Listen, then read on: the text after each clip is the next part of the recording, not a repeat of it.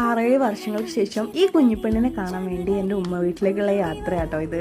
പ്രകൃതി ഭംഗിയിൽ ഒരു കോംപ്രമൈസും ചെയ്യാത്ത വയനാട്ടിലെ മേപ്പാടി എന്നുള്ള സ്ഥലത്താണ് എൻ്റെ ഉമ്മ വീട്. ഈ കാണുന്ന വലിയ കയറ്റം ആദ്യം കയറി, പിന്നെ കുത്തനൊരു ഇറക്കിറങ്ങി, പിന്നെ നമ്മൾ എത്തിപ്പെടുന്നത് വിശാലമായ ഗ്രൗണ്ടിലേക്കാണ്. പണ്ട് ഈ കയറ്റവും ഇറക്കൊക്കെ നടന്ന് കയറി ഇറങ്ങുമ്പോഴേക്കും ഒരു വഴിയാവുമായിരുന്നു. അടുത്ത കാലത്താട്ടോ ഇങ്ങോട്ടേക്ക് വണ്ടിയൊക്കെ വരാൻ തുടങ്ങിയത്. ഉണ്ടോ, ഇവിടെ ഉള്ളവർ ഇപ്പോഴും ഫോറസ്റ്റിൽ കുഴിയെത്തി അവിടുന്ന് ഓസിട്ടിട്ടാട്ടോ വെള്ളം എടുക്കുന്നത്. ഈ കാണുന്നതിൻ്റെ ആദ്യത്തെ മാമൻ്റെ വീട്, ഇത് 2ാമത്തെ മാമൻ്റെ വീട്. ഇവിടെ ആളില്ലാട്ടോ.